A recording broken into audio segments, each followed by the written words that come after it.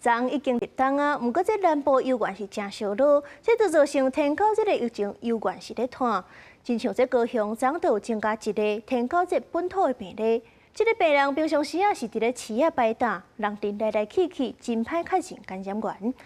但是台南迄边顶日啊是有一间工厂有9个员工感染，这站就要观察到11月24，才会当解除警戒。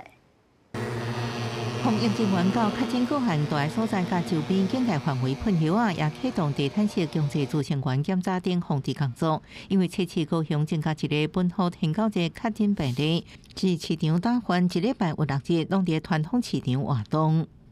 在这些地方有活动，而且摆摊的形态应该都是长达2-3个小时以上的一个状况，必须要去加强进行这个环境整顿，还有喷药以及扩大疫调，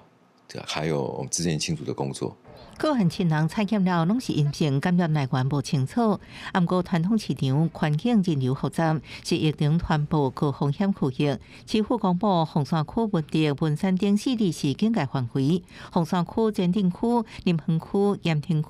美容区的早市临时搭拢是警戒市场，民众尽早赶紧看医生。我自己是喷防蚊液啊，就连在公司，因为公司的蚊子真的太多了，这个也只能做好，因为蚊子真的你也没办法去防范。台南进前爆发这场群组感染第3例，天狗节本土病例也在11月底才解除传播风险。加上南部天气目前也是温暖较湿，适合带病房活动生活，也让防疫团队唔敢大意。